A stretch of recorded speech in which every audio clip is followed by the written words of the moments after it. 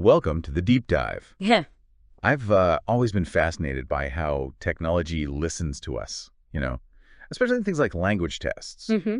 Today, we're really pulling apart one specific piece, Duolingo's Task 10, Yeah. listen, then speak. And honestly, what we found about how these automated systems evaluate us, it's genuinely surprising. Yeah, and surprisingly useful, I think, for anyone just wanting to communicate better, not just pass a test. Exactly. The real surprise, for me anyway, is just how much precision and really structured thinking goes into what looks like a pretty simple speaking task on the surface. Right. We'll sort of peel back the layers on the mechanics, but more importantly, I think the strategy you need to do well, especially knowing an algorithm is your audience. An algorithm, yeah. So it's less about just, raw, spontaneous fluency Mhm. and much more about organized, sort of digestible communication. Okay, so that's really our mission for this deep dive then. Yeah. To properly grasp the precise requirements of this task. Everything from, clicking the button to how your voice gets analyzed.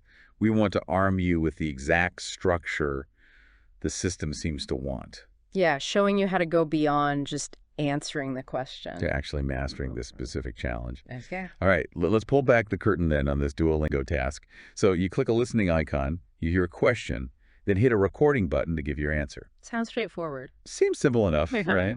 But like you said, beneath that simple interaction, there's this kind of fascinating web of precise requirements and strategic decisions that, frankly, most people probably don't even think about. Indeed.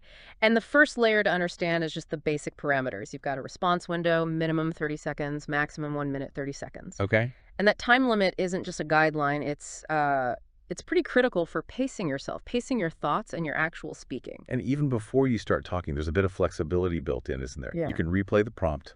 How many times? Up to 3 times. 3 times. Okay. Yeah, which is useful, like getting a couple of extra looks at the question. Right. Well, And only when that next button actually turns orange, that's your signal. The Yeah. system's ready, start recording. okay. So the recording part, this is where the algorithm comes in. You mentioned it's not a human listening. Correct. It's graded by an algorithm. Oh. And if you think about what that means, well, imagine teaching a robot to grade, say, an essay. Okay. It can't really appreciate, beautiful language or clever turns of phrase in the same way a human can. Right. But it can be programmed to detect structure. It can find an introduction, spot supporting arguments, see if there's a conclusion. For these algorithms, that structure acts like a clear set of signposts. Signposts, I like that. Yeah, it lets them quickly and maybe more importantly, consistently identify the key parts of your response. It makes it objectively scoreable, regardless of your accent or maybe minor stumbles. That's the key takeaway right there, isn't it? If structure is what the algorithm wants, what it needs, how do we actually give it that structure? What's the secret sauce for talking to a machine? Well, the core tip, and this comes up again and again in the source material, is first, speak at an even pace. Don't rush, don't drag. Okay. Even pace. And crucially, start with a proper topic sentence. A topic sentence, like in writing class. Exactly like that. Think of it as a mini essay, but spoken. You have your topic sentence, then your supporting points, maybe some details or examples. Mhm. And if you've got time left within that 90 seconds, a brief conclusion. That's what they mean by delivering your answer in paragraph form. Paragraph form, got it. Precisely. The source material really, really hammers this home. You must know how to do a topic sentence, then give that organized response with support and detail. It's not just a nice to have, it's basically the blueprint for doing well here. Okay, so that's the structure. Now, what about the actual prompts? What kind of things do they ask you? Right. So you listen to either a question or maybe a statement. They just call it a prompt. The prompt, okay. You get 20 seconds for listening. That's your window to use those 3 replays if you need them. Right. After that 20 seconds is up, your response time starts. That 30 to 90 seconds we talked about. Gotcha. And the prompts themselves. They generally fall into 2 main types. Let's call them type A and type B. Yes. Type A is a statement. It asks you to elaborate on something. For example, it might just say, describe your favorite movie. Simple enough. Type B is a direct question like, what do you think about global warming these days? Okay, so a statement prompt or a question prompt. But the advice for how to answer, that stays the same. Exactly the same. Whether it's type A or type B, that golden rule applies. Organized response, support statements, examples or details, and if you can fit it in, a concluding sentence. Structure, structure, structure. And just to be super clear on the topic sentence, it's not just stating the topic again. It's your topic plus a controlling idea. Controlling idea, meaning Meaning the main point or angle you're going to take in your response. It basically tells the algorithm, okay, this is the direction I'm heading in. It sets the stage immediately. okay, that makes sense. It's like the thesis statement for your mini speech. You got it. It's the North Star for your whole response. All right, let's make this concrete. Oh, yeah. The sources gave some examples, right? Let's hear how this structure sounds in practice. What was the one for describe your favorite movie? Yeah, the example response they provided went something like this. My favorite movie is Hunt for Red October. There's the topic and controlling idea, simple. I enjoy this movie because it involves submarine warfare, and it includes one of my favorite actors, Sean Connery. Okay, supporting reasons starting. Exactly. Then some detail. Although Sean Connery has passed away, he was one of the first James Bond actors, so he has had a lot of experience in lead roles. In Hunt for Red October, he is the commander of a Russian submarine who intends to defect to the United States of America. More detail examples? Right. There are many cool underwater battle scenes, and there are great depictions of military protocol. And then the conclusion. This is why this is my favorite movie. And how long was that? Word count-wise? That example clocked in at 99 words. 99 words. Wow. That's actually quite concise, isn't it? Fits easily within the 30 to 90 seconds. Absolutely. It's efficient.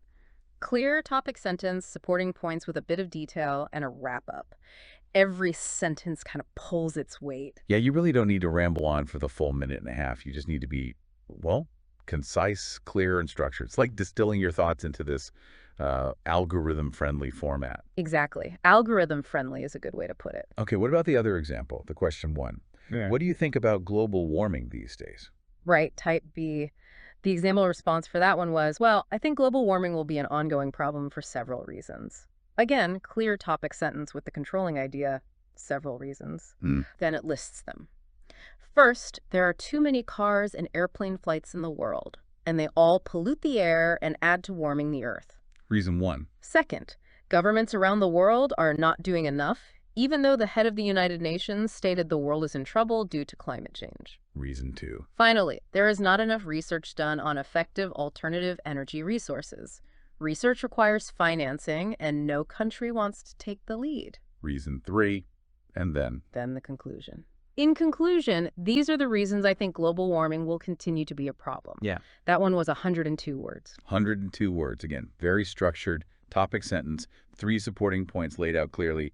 Conclusion. Precisely. What's really evident, I think, from both those examples is just how perfectly they follow that structure advice. Yeah. Clear topic sentence, support, details, or examples, conclusion. It really shows you exactly what the algorithm is likely looking for, makes it easy for it to process and score, which kind of raises a bigger question, doesn't it? How can you take this structured approach and use it, beyond just trying to ace this one task?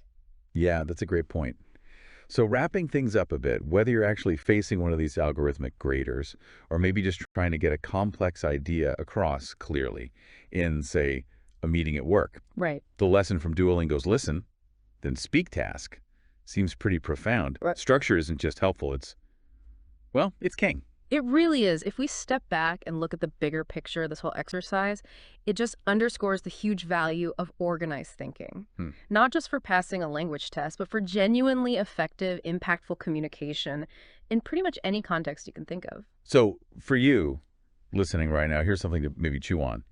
How could applying this clear structure, topic, sentence, support, detail, conclusion, how could applying that not just to your speaking, but maybe to your writing? Or presentations. Or presentations, yeah. Or even just how you tackle a tricky problem at work or at home. How might that fundamentally change the way you communicate? And maybe even the results you get. Yeah, something to mull over. Definitely something to mull over until our next deep dive.